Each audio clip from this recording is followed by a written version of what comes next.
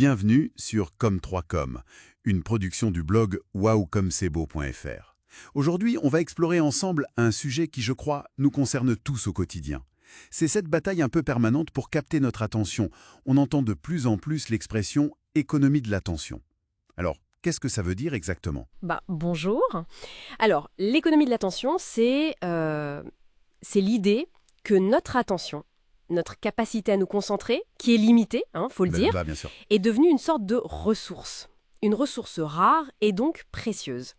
Et dans notre monde actuel, très numérique, elle est presque vue comme une monnaie d'échange. Une monnaie? Oui, beaucoup d'acteurs, que ce soit les entreprises, les médias, les plateformes, ils cherchent tous à capter ne serait-ce qu'une petite partie de cette attention, pour ensuite la monétiser, le plus souvent via la publicité ou alors la collecte de données. D'accord, je vois.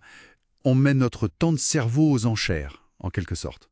Mais ça pose quand même question, non? On a parfois l'impression d'être un peu poussé, voire manipulé, pour rester là, pour cliquer plus. C'est exactement ça le point sensible. Cette course effrénée à l'attention, elle peut malheureusement encourager des stratégies qui jouent sur nos propres faiblesses psychologiques. Hmm, Pensez par exemple au défilement infini sur les réseaux sociaux. C'est conçu pour ça, pour nous garder captifs en stimulant notre circuit de la récompense. Ah oui, Ou alors, toutes ces notifications constantes qui créent une sorte d'urgence un peu artificielle. c'est vrai.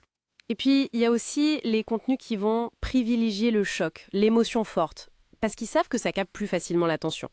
Ça active certains de nos biais, comme l'attirance pour la nouveauté ou même le négatif. Et du coup, c'est ça qui peut générer ce sentiment d'être vite dépassé, ou cette fameuse anxiété de rater quelque chose, le FOMO. Tout à fait, tout à fait. Ce sont des conséquences assez directes. Et au-delà de ça, ça pose une vraie question sur notre autonomie. C'est-à-dire?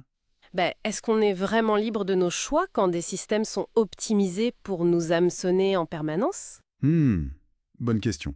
Et il y a aussi une dimension d'équité en fait. Ceux qui maîtrisent le mieux ces techniques de captation, ils finissent par aspirer une grosse partie de l'attention qui est disponible et ça laisse moins de place pour d'autres voix qui sont peut-être moins bruyantes, mais tout aussi importantes. D'accord, bon, le constat est un peu préoccupant. Mais alors, est-ce qu'il y a une autre voie possible? Peut-on intéresser les gens sans tomber dans ces travers? Oui, heureusement, et c'est une approche qui, je crois, prend de l'ampleur. L'alternative principale, c'est vraiment de se recentrer sur la valeur réelle qu'on apporte. La valeur réelle. Oui, proposer du contenu qui soit utile, qui enrichisse, qui informe ou divertit, mais de manière qualitative. L'idée, c'est pas de piéger l'attention, mais plutôt de la mériter. La mériter. Exactement. Et la transparence, ça joue aussi un rôle important. Être clair sur ses intentions, sur le fonctionnement d'une plateforme, sur l'usage des données. En gros, il s'agit de respecter le temps et l'intelligence des gens. Donc, si je comprends bien, on passerait d'une logique de quantité, le plus de clics possible, le plus de temps passé, à une logique plus qualitative, basée sur la satisfaction, la confiance. C'est tout à fait ça. Viser un engagement qui ait plus de sens, qui soit plus profond. Et ça passe aussi par redonner du contrôle aux utilisateurs sur leur propre attention. Comment? Par exemple, en offrant des options de personnalisation qui soient claires, faciles à utiliser, une gestion des notifications qui permettent de choisir ce qui est pertinent et pas juste subir un flot continu. On réfléchit même à utiliser des technologies comme l'IA, mais pas pour renforcer la dépendance, plutôt pour faire des suggestions vraiment adaptées, de manière discrète et utile. Mais est-ce que cette approche, plus éthique, on va dire, plus respectueuse, est-ce qu'elle peut vraiment devenir un avantage réel, face à des méthodes peut-être plus agressives qui marchent bien à court terme? C'est un pari, c'est sûr, un pari sur le long terme. Mais il me semble de plus en plus pertinent. Dans cet environnement saturé d'infos, de sollicitations, la confiance, ça devient un vrai atout.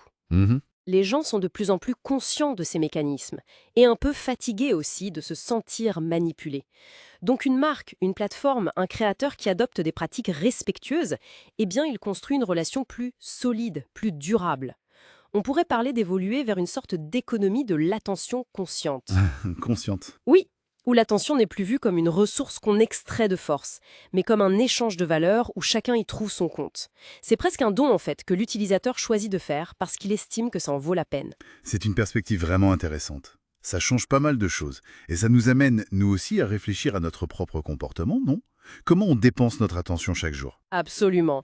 Et la question qui se pose à chacun d'entre nous finalement, c'est comment, à notre niveau, on peut devenir des acteurs plus conscients de cette économie de l'attention, qu'on soit créateur ou consommateur d'informations, comment faire des choix plus éclairés sur où et comment on dirige cette ressource limitée et précieuse qu'est notre attention. Voilà une excellente question pour terminer.